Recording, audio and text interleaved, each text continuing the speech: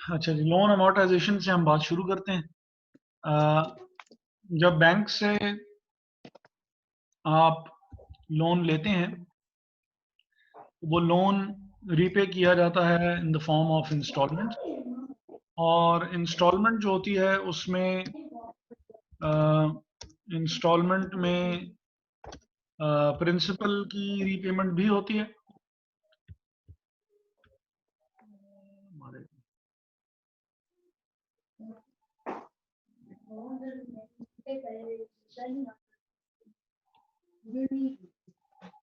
चलिए 5-22।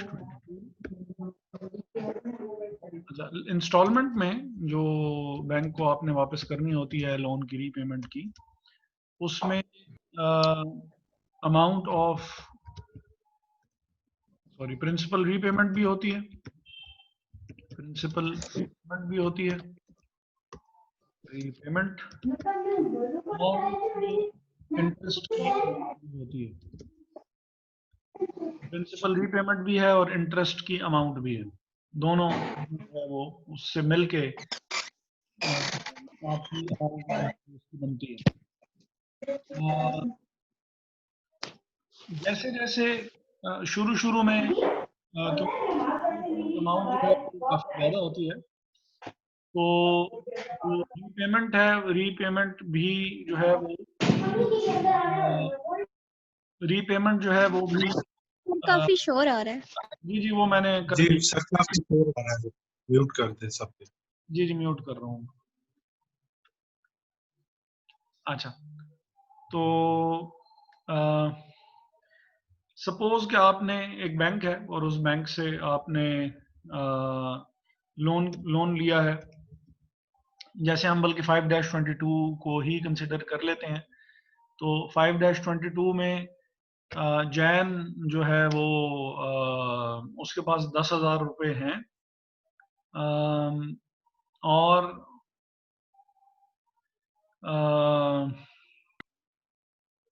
और उसने बहरहाल अपना मकान जो है वो बेच के और एक 10,000 रुपये की मॉर्टगेज ले ली। मॉर्टगेज जो है वो अब उसने अगले तकरीबन 10 सालों तक उसने ये मॉर्टगेज जो है वो उसने रीपे करनी है। ये 10,000 रुपये उसने बैंक से उधार लिए हैं और ये उधार जो है वो अगले 10 सालों में इंस्टॉलमेंट्स में वो वापस करेगी। अब शुरू शुरू में क्योंकि उधार की अमाउंट ज़्यादा होती है, तो यानी इंटरेस्ट जो है वो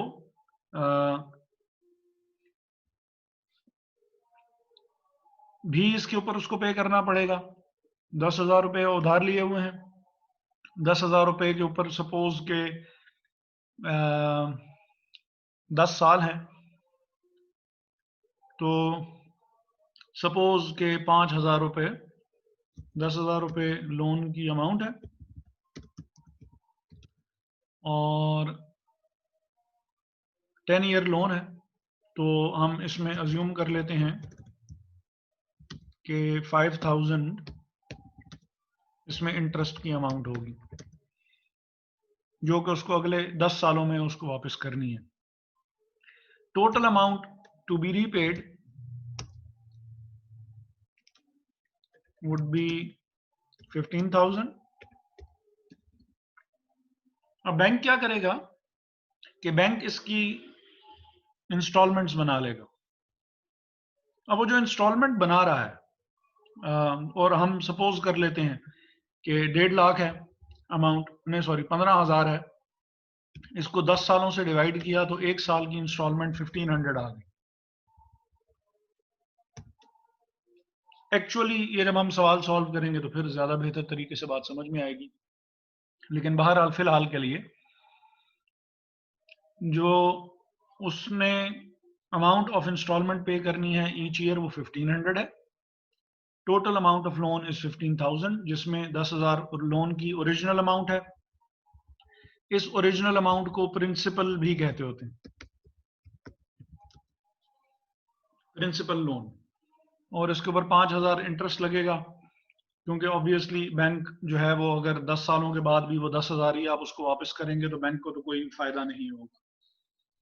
तो बैंक अपने नुकसान को पूरा करने के लिए आपसे इंटरेस्ट चार्ज करेगा। अब 1 साल की जो इंस्टॉलमेंट है 1500 में वो फिक्स हो गई। 1500 की इंस्टॉलमेंट में,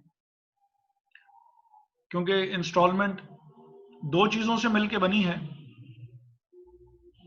प्रिंसिपल लोन और इंटरेस्ट की अमाउंट, तो इसी वजह से अमाउंट ऑफ इंस्टॉलमेंट में भी दोनों चीजों की का कुछ कुछ हिस्सा शामिल होगा। प्रिंसिपल लोन का भी कुछ हिस्सा शामिल होगा और इंटरेस्ट का भी कुछ हिस्सा शामिल होगा, क्योंकि 15,000 भी जिसको 10 से डिवाइड करके हमने एक इंस्टॉलमेंट बनाई है, 15,000 में भी 2 ही चीजें शामिल हैं, प्रिंसिपल लोन भी शामिल है और इंटरेस्ट भी शामिल है। अब हमने करना ये होता है कि हम ये देखते हैं कि जो हम इंस्टॉलमेंट पे कर रहे हैं उसमें, जो कि 1500 है और फिक्स हुई हुई है, इस 1500 की इंस्टॉलमेंट में इंटरेस्ट की कितनी अमाउंट है आउट ऑफ 5000 और प्रिंसिपल की कितनी अमाउंट है आउट ऑफ 10,000, जिससे मिलके ये 1500 रुपए की इंस्टॉलमेंट बनी है। ये मकसद होता है हमारे लोन अमोर्टाइजेशन शेड्यूल का कि 15 सालों तक, ताकि अगर आपको किसी मौके पे आपने अपना कर्जा खत्म करना हो, सपोज कि आप अर्ली पेमेंट करके और अपना कर्जा खत्म करना चाह रहे हैं, तो आपको पता तो हो कि मेरा अभी ओरिजिनल कर्जा कितना रहता है, ताकि वो मैं रीपे करके और काम खत्म कर सकूं। इस किस्म की कोई सिचुएशन यहाँ पे अपीयर नहीं हो रही होगी कि आप अर्ली रिटायरमेंट करके और बात खत्म कर रहे होंगे, लेकिन हम चाह ये रहे हैं, बल्कि एक आध क्वेश्चन में ये सिचुएशन भी होगी कि वो उसको बैलून पेमेंट कहेंगे, वो क्वेश्चन हमने करना है, बहुत अच्छा सवाल है वो भी। लेकिन हम ये देखना चाह रहे हैं कि अभी तक इंस्टॉलमेंट जो मैं पे करता जा रहा हूँ उसमें मैं इंटरेस्ट के 5000 में से कितना हिस्सा पे कर रहा हूँ और मैं प्रिंसिपल लोन में से कितनी अमाउंट रीपे कर रहा हूँ, और फिर अभी तक मेरे ऊपर ओरिजिनल कर्जे की कितनी अमाउंट मौजूद है जो कि मैंने अभी भी पे करनी। क्लियर है यहां तक? एक मिनट जी, अनम्यूट कर दिया मैंने सबको। क्लियर है सर? किसी को समझ में ना आई हो? सर थोड़ा सा अगर एक्सप्लेन करें दोबारा कि ये तो वैसे ही हमें वैसे ही पता है कि अभी फॉर एग्जांपल अगर वो लोन है जिसने आपने पहले बताया सर, जी जी 15,000 फॉर एग्जांपल बन गया सर, ये जी 10,000 प्लस 5,000 सर, जी जी तो बात उधर ही आ जाती है। ये सिर्फ इसकी ये कि डिटेल चेक करने के लिए।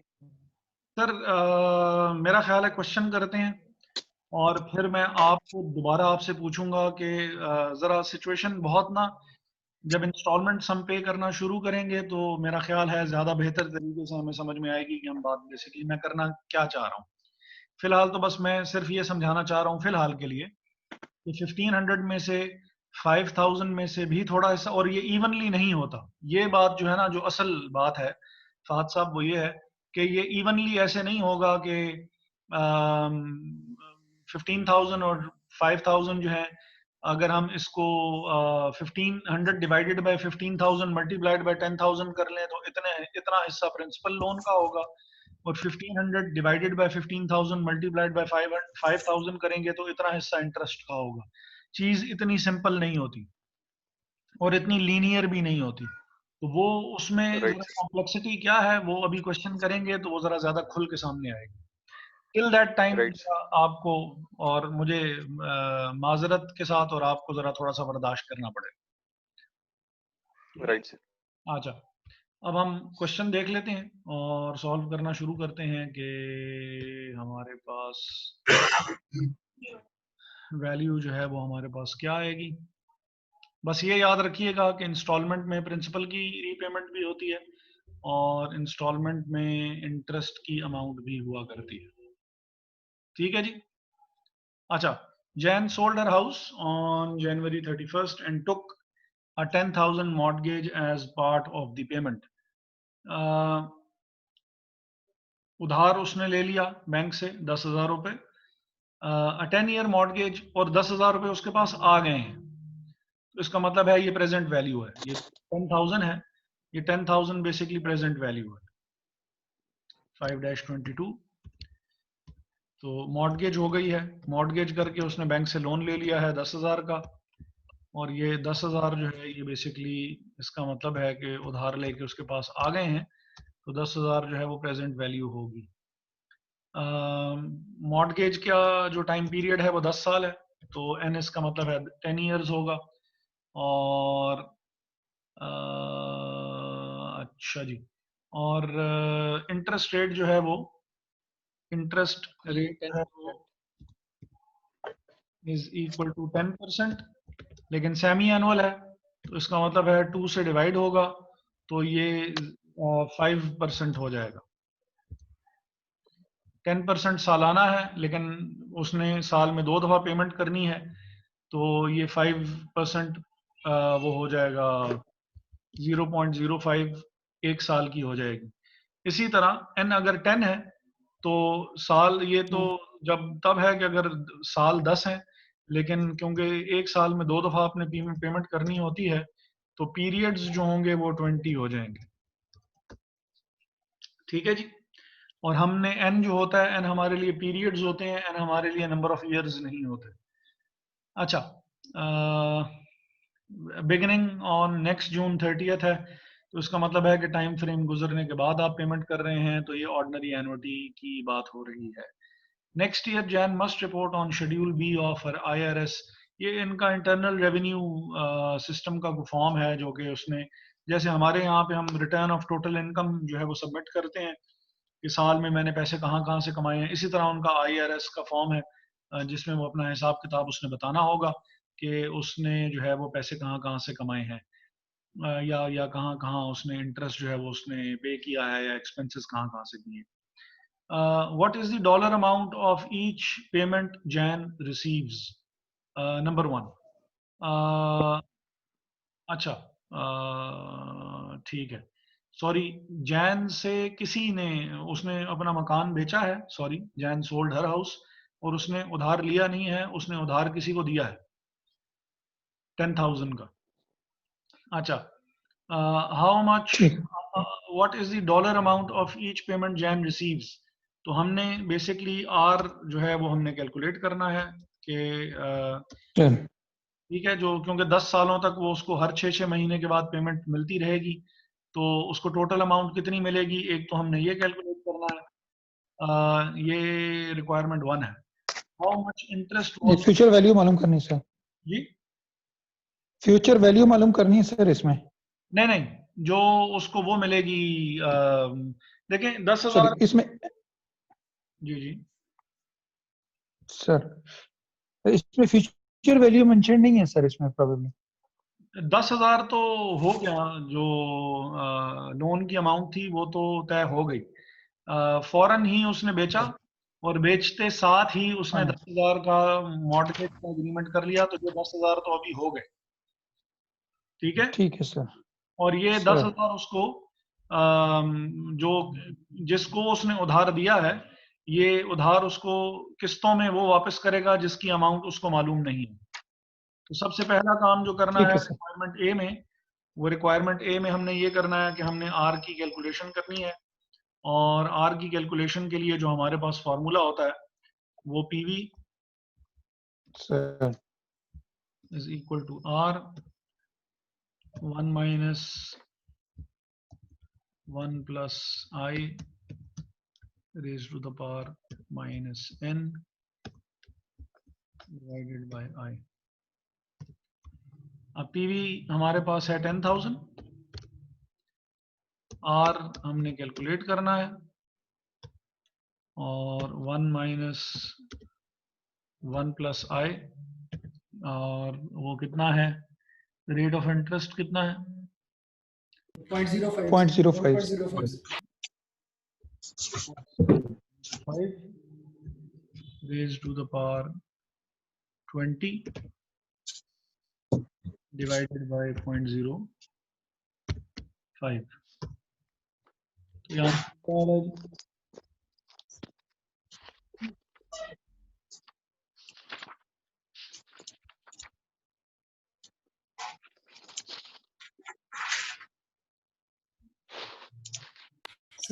आर आ रहा है 802.42।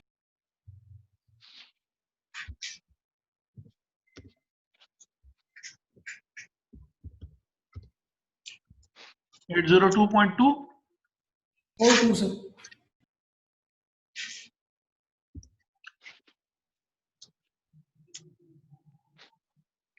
सर ये 302 है या 802 है? 802.425।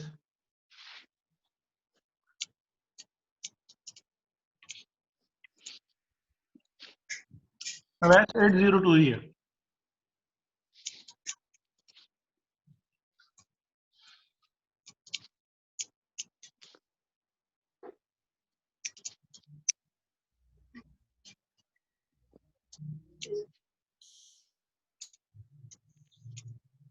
सर लेकिन मेरे पास 302 आ रहा है। ये काउंटर चेक कर लें जी। सर ये -20 होगा, ये पावर जो है। हाँ जी, ये -20 है। प्रेजेंट वैल्यू है तो -20 होगी।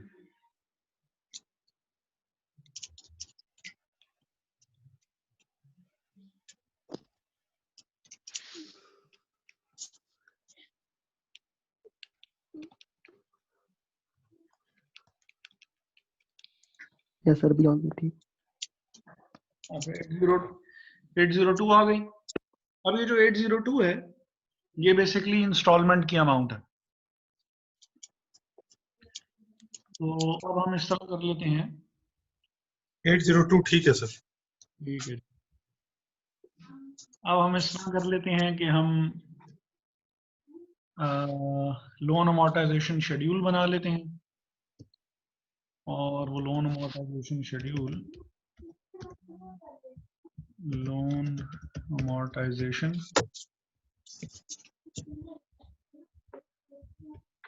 शेड्यूल और वो हमारे पास है प्रिंसिपल आउटस्टैंडिंग,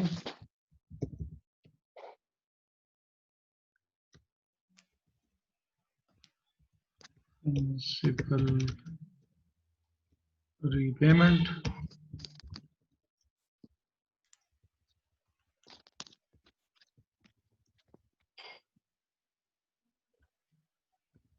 इंटरेस्ट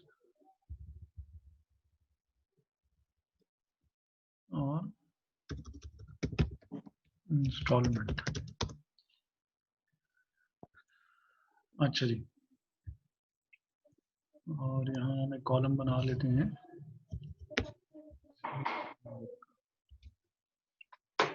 अच्छा, पहली जो इंस्टॉलमेंट उसने पे की वो 6 महीने के बाद की होगी। और अच्छा, सबसे पहला काम हम ये करेंगे कि हम हमेशा इंटरेस्ट कैलकुलेट कर लिया करेंगे, और वंस इंटरेस्ट हमारे पास आ गया तो हमारे पास इंस्टॉलमेंट की अमाउंट पहले से मौजूद है, और इंस्टॉलमेंट की अमाउंट हमने कैलकुलेट की हुई है 802.42। अच्छा, अब ये हमारे पास इंटरेस्ट की इंस्टॉलमेंट की अमाउंट मौजूद है। प्रिंसिपल जो हमारा अभी तक जो हमने जो बताया रहता है वो 10,000 है। 10,000 है। 10,000 है, और इंटरेस्ट जो है जितना उधार आपने लिया हुआ है इंटरेस्ट उसी पे लगेगा। 10,000 मल्टीप्लाइड बाय 0.05, तो ये अमाउंट बन जाएगी 500।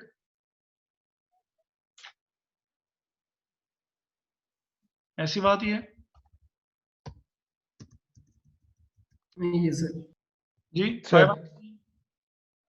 500 ठीक है, और 500 अगर इंटरेस्ट की अमाउंट है, 500 अगर इंटरेस्ट की अमाउंट है, तो और टोटल इंस्टॉलमेंट अगर 802 की है, तो इसका मतलब है कि प्रिंसिपल रीपेमेंट कितनी होगी? 302 पॉइंट 802 minus 500. हाँ जी 302.42 आपकी, इसका मतलब है टोटल उसकी प्रिंसिपल रीपेमेंट हो। अब ये वो बात थी फात साहब जो कि अभी मैं थोड़ी देर पहले कर रहा था, और अभी ये मजीद भी आपके सामने खुल के सामने आएगी जब हम अगली इंस्टॉलमेंट पे करेंगे। अब हमने क्या किया है कि हमने 802 रुपए की अमाउंट इंस्टॉलमेंट की पे की है। इस 802 रुपए में से इंटरेस्ट 500 है और प्रिंसिपल हमने सिर्फ 302 रुपीज जो है वो हमने वापस किए हैं। तो पहली इंस्टॉलमेंट जो कि 6 महीने के बाद हमने दी थी, 10,000 रुपए में से हमने 302 रुपए 42 पैसे हमने वापस कर दी। तो प्रिंसिपल रीपेमेंट कितनी अभी मजीद आउटस्टैंडिंग प्रिंसिपल हमारा कितना पड़ा हुआ है? 10,000 में से 302 माइनस कर देंगे। Minus 10,000. हम इसको इस तरह 9,690. मैं इस तरह कर लेता हूं कि जरा चीजों को थोड़ा सिंपल रखने के लिए ये 0.42 मैं गायब कर रहा हूं, 0.42 मैं गायब कर रहा हूं और 302 है। तो अब अमाउंट कितनी बच गई? 96978 96978। 97 सर। ठीक है 96। 98 सर 8.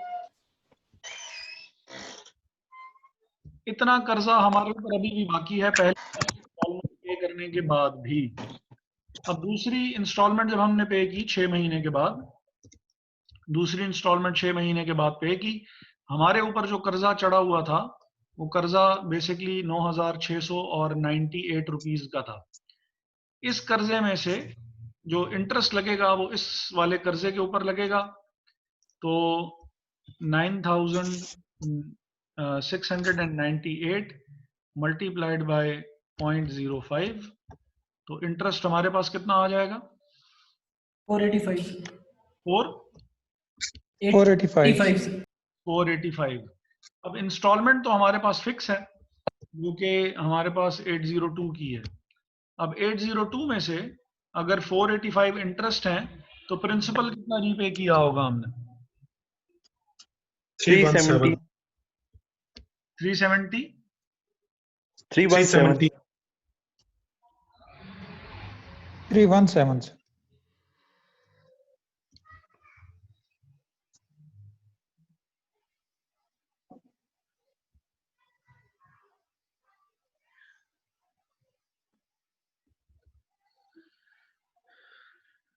अब अगर मजीद भी हम कैलकुलेशन करना चाहें तो हम कर सकते हैं, लेकिन उसने जो क्वेश्चंस पूछे हुए हैं उनका ताल्लुक जो है वो बेसिकली यहीं तक है। तो हम इसको, ओहो ये तो सारे का सारा ही मिट जाएगा। चलें, हमें नजर तो सबको आ रहा है ना ये क्लियरली? Sir. अच्छा, तो पहला पार्ट तो हमने कर लिया कि what is the dollar amount of each payment one receives, तो वो है 802.4 डॉलर्स, या जिसको हमने आसानी के लिए 802 डॉलर्स कर दिया। How much interest was included in the first payment, how much repayment of principal was included. तो इंटरेस्ट जो उसको रिसीव हुआ है वो इंटरेस्ट बेसिकली ये दिया हुआ है, फर्स्ट इंटरेस्ट जो कि 500 का है, और प्रिंसिपल रीपेमेंट कितनी थी? 302 थी। ठीक है, टोटल इंस्टॉलमेंट रिसीव हुई उसको 802 की, जिसमें इंटरेस्ट जो था वो 500 था और जिसमें प्रिंसिपल रीपेमेंट 302 थी। How do these values change for the second payment? Second payment में इंटरेस्ट ड्रॉप हो गया, और इंटरेस्ट ड्रॉप होके और वो 485 हो गया, और प्रिंसिपल रीपेमेंट जो है वो इंक्रीज हुई, और वो इंक्रीज होके 317 हो गई है, जबकि पहले वो 302 थी। जैसे जैसे हम आगे चलेंगे तो वैसे वैसे इंटरेस्ट ड्रॉप होता जाएगा और प्रिंसिपल रीपेमेंट बढ़ना शुरू हो जाएगी। ये क्यों होगा, ये उसने पार्ट सी में जो है वो उसने हमसे पूछा है कि how much interest must Jain report, खैर सॉरी ये तो पार्ट सी है, इसको अभी हम बाद में देखते हैं। If the payments are constant, means कि अगर इंस्टॉलमेंट 802 रुपए ही है, तो why does the amount of interest income change over time. अगर अमाउंट ऑफ इंस्टॉलमेंट सेम है तो इंटरेस्ट फिर 500 क्यों नहीं है और 485 पे ड्रॉप क्यों हुआ, और प्रिंसिपल रीपेमेंट 302 से 317 पे जंप करके क्यों चली गई। कौन बता सकता है जी? सर बेसिकली जब भी आप बैंक से कि कभी भी इंटरेस्ट लेते हैं तो सबसे पहले इनका रूल ही यही है कि पहले आप इंटरेस्ट को पूरा करते हैं, बाद में प्रिंसिपल पेमेंट को देखते हैं। इस वजह से इंटरेस्ट शुरू में बढ़ता रहेगा और प्रिंसिपल पेमेंट जो है वो इंटरेस्ट शुरू में ज्यादा होगा और कम होता जाएगा आखिर में। और इसी तरह सर प्रिंसिपल पेमेंट शुरू में जो है सर वो कम होगी और बाद में ज्यादा हो जाएगी। फहद साहब से मैं पूछना चाहूंगा कि फहद साहब ने क्योंकि क्वेश्चन किया था, तो क्या फहद साहब को वो पॉइंट समझ में आया जो मैंने उस वक्त समझाने की कोशिश की, और या अभी थोड़ा सा हल्का फुल्का जो मैंने समझाया है फहद साहब को क्लियर हुआ है या नहीं हुआ? सर मुझे तो क्लियर हो गया सर। बेसिकली इसमें है ये कि शुरू में जो है वो प्रिंसिपल अमाउंट जो सारी होती है उसी के ऊपर इंटरेस्ट लगता है सर।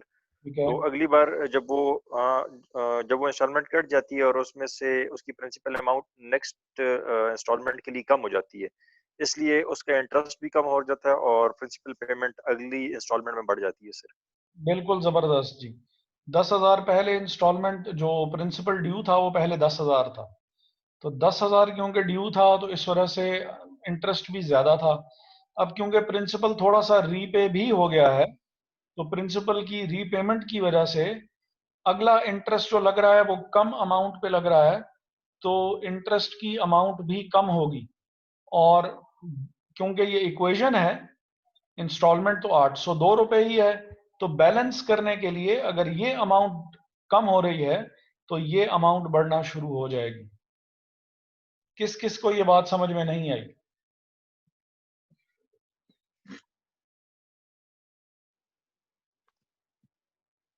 सबको समझ में आ गई? ये सर क्लियर हो गया, लेकिन इसमें हम ये देख रहे हैं कि ये अमाउंट लेट से मैं एक से वो समझना चाह रहा हूँ। अभी ये 5% पे हमने कैलकुलेशन की है, अगर लेट से ये जो इंटरेस्ट की अमाउंट है लेट से कि ये 95% कर देते हैं हम, तो तब भी ओवरऑल रेशियो जो है ये प्रिंसिपल और इंटरेस्ट का जनरली यही रहेगा, ये चेंज होने का है सर पॉसिबिलिटी? जो इंटरेस्ट रेट आप जितना मर्जी चेंज कर दें, 10% था इसको 12 कर दें बेशक आप, तो 12 करने से ये होगा, 12 करने से ये होगा कि एक तो ये इंस्टॉलमेंट की अमाउंट चेंज हो जाएगी, ठीक है, क्योंकि यहाँ पे अब 0.05 नहीं रहेगा, इधर अब 0.06 आ जाएगा, ठीक है, तो उसकी वजह से ऑब्वियसली आर पे फर्क पड़ेगा, नंबर 1। लेकिन जब भी इंटरेस्ट जो है वो 10,000 पे आपने पहले मल्टीप्लाई किया तो ये 600 आएगा अगर वो 6% है तो, और नेक्स्ट टाइम जब इससे मल्टीप्लाई करेंगे तो वैल्यू डेफिनेटली 9686 को जब 6% से मल्टीप्लाई करेंगे तो ये वैल्यू डेफिनेटली कम आएगी 600 से। करके देखें कितनी आ रही है।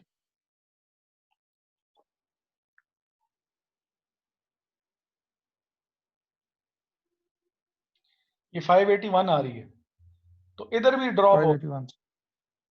अब इधर जो ड्रॉप हो रहा है 581 और 600 का जो डिफरेंस है वो 19 रुपीज है, जबकि इधर जो ड्रॉप हुआ है वो 15 रुपीज है। तो ड्रॉप होना है, बस ये असल बात है। कितना ड्रॉप होगा वो रेट ऑफ इंटरेस्ट पे बेस करता है और आउटस्टैंडिंग प्रिंसिपल करता है कि कितनी चेंज आएगी। क्लियर है? सही सर। अच्छा, अब सी पार्ट देख लेते हैं कि उसमें वो क्या कह रहा है कि how much interest must Jan report on schedule B for the first year? Will her interest income be the same next year? तो अमाउंट ऑफ इंटरेस्ट उसकी नेक्स्ट ईयर सेम नहीं होगी, क्योंकि इंटरेस्ट अब ड्रॉप होता जा रहा है और ये एंड तक ड्रॉप ही होता रहेगा, क्योंकि प्रिंसिपल जो अमाउंट है, ये जो प्रिंसिपल आउटस्टैंडिंग है, इसने ड्रॉप होना शुरू हो गया। तो अब ये अमाउंट अब नीचे तक आपकी कम ही होती रहेगी।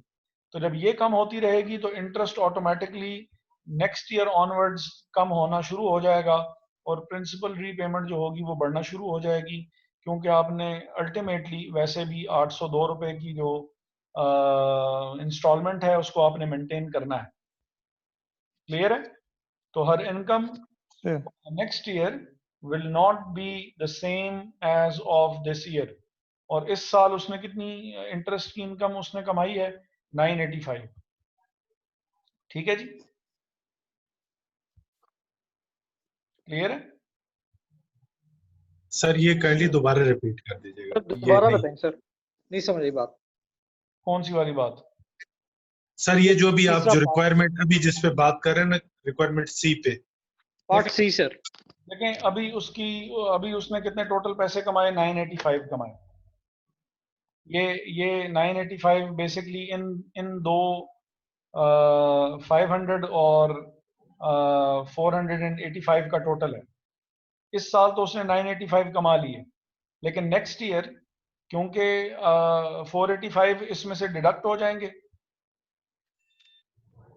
485 इसमें से डिडक्ट होंगे, तो ये अमाउंट तो मजीद कम हो जाएगी। तो इसका मतलब है जो नेक्स्ट इंटरेस्ट आएगा वो 485 से भी कम होगा, और उससे जो नेक्स्ट आएगा वो उससे भी कम होगा।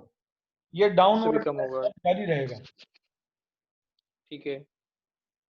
तो अब अगर ये डाउनवर्ड ट्रेंड, जी जी मैं सर सॉरी, ये जो 985 है ये ईयर फर्स्ट और ईयर 2 का इंटरेस्ट एक्यूमुलेटेड बात कर रहे हैं? एक्यूमुलेटेड की बात कर रहा हूँ, ईयर 1 और ईयर 2 ने 6 महीने के बाद आपने पहला इंटरेस्ट रिसीव किया था 500 का, 6 महीने के बाद आपने दूसरा इंटरेस्ट रिसीव किया 485 का, तो टोटल एक्यूमुलेटेड 985 बन गया सर। ठीक है, एक साल के अंदर आपने 985 रिसीव किए हैं। लेकिन अगर क्योंकि नेक्स्ट ईयर, मैं वैसे हाइपोथेटिकल फिगर्स ले रहा हूं, नेक्स्ट ईयर सपोज ये जो थर्ड इंटरेस्ट आता है वो 460 आता है, या इसको हम 470 कर देते हैं, उससे नेक्स्ट इंटरेस्ट जो होता है वो सपोज 462 है। तो अब तो जो हम वो जो नहीं बात कर रहे कि ये तो कम ही होता जाएगा अब से ऑनवर्ड, तो लाजमी बात है कि नेक्स्ट ईयर का इंटरेस्ट 985 नहीं होगा, वो 470 और 462 का टोटल होगा, जो कि 985 से बहरहाल कम ही होगा। क्लियर है? जी सर। सर ये काइंडली रिक्वायरमेंट डी अगर दोबारा रिपीट कर दें, ये नहीं। अच्छा, रिक्वायरमेंट डी में वो कह रहा है कि if the payments are constant why does the amount of interest income change over time. यानी वो कह ये रहा है कि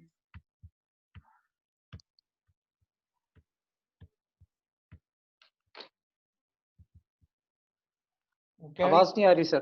जी जी, मैं जरा ये थोड़ा सा जो मेस क्रिएट किया हुआ है मैंने, मैं इसको जरा थोड़ा सा कम कर रहा था।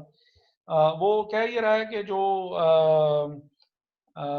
पेमेंट्स अगर कांस्टेंट हैं, मींस कि अगर $802 की इंस्टॉलमेंट अगर आप है, तो $802 की इंस्टॉलमेंट अगर कांस्टेंट है, तो फिर इंटरेस्ट की अमाउंट क्यों जो है वो सेम नहीं है, वो क्यों ड्रॉप हो गई है? तो उसका जवाब ये है कि पहली दफा जब हमने इंटरेस्ट कैलकुलेट किया था तो 500 बेसिकली इंटरेस्ट कैलकुलेट कैसे हुआ था? 10,000 मल्टीप्लाइड बाय 0.05, तो ये हमारे पास अमाउंट आ गई थी 500 के बराबर। नेक्स्ट टाइम जो इंटरेस्ट कैलकुलेट हुआ, 9698 मल्टीप्लाइड बाय 0.05। तो अब हमारे पास, अब क्योंकि इंटरेस्ट कैलकुलेट होता है प्रिंसिपल वैल्यू पे, प्रिंसिपल वैल्यू क्योंकि ड्रॉप होना शुरू हो गई है, तो इंटरेस्ट की अमाउंट भी ड्रॉप होना शुरू हो जाएगी, क्योंकि इंटरेस्ट लगता ही उधार के ऊपर है। उधार पहले कितना था? 10,000 था, अब उधार रिड्यूस होके कितना हो गया है? 9,698 हो गया। तो उधार ही क्योंकि रिड्यूस हो गया है, इस वजह से इंटरेस्ट की अमाउंट भी रिड्यूस हो जाएगी। अब इंटरेस्ट की अमाउंट रिड्यूस हो रही है, लेकिन इंस्टॉलमेंट की अमाउंट कांस्टेंट है, तो वो, सॉरी एक मिनट, वो आपकी 802 ही है। तो 802 अगर वो है, दो और इंस्टॉलमेंट आगे भी कांस्टेंट ही रहेगी, 802 रुपए ही रहेगी। तो अगर टोटल अमाउंट कांस्टेंट है और एक कंपोनेंट रिड्यूस होता जा रहा है जो कि इंटरेस्ट है, और उसके रिड्यूस होने की वजह भी हमने मालूम कर ली कि क्योंकि प्रिंसिपल आउटस्टैंडिंग रिड्यूस होता जा रहा है तो इंटरेस्ट लगता क्योंकि प्रिंसिपल पे ही है, तो वो अमाउंट रिड्यूस होती जा रही है तो ये अमाउंट भी रिड्यूस होती रहेगी। और इसको इक्वेशन को बैलेंस करने के लिए फिर इसका मतलब है कि प्रिंसिपल रीपेमेंट जो है इसकी अमाउंट बढ़ना शुरू हो जाएगी। ये पहले 302 थी, अब 317 हो गई, और ये पहले 500 था और ये अब 485 हो गया। अब क्लियर हुआ या अभी भी क्लियर नहीं हुआ? सर अभी क्लियर है। नवीद साहब? ठीक है सर। ठीक है जी, बस ये लेस देन 1 मिनट रह गया, तो मेरा ख्याल है वी हैव गॉट 30 और 40 सेकंड्स। तो उसके बाद ये भी फौरन ही मैं आपको दोबारा कॉल पे ले लूंगा, तो इधर उधर मत जाइएगा, ठीक है? Right sir. ओके।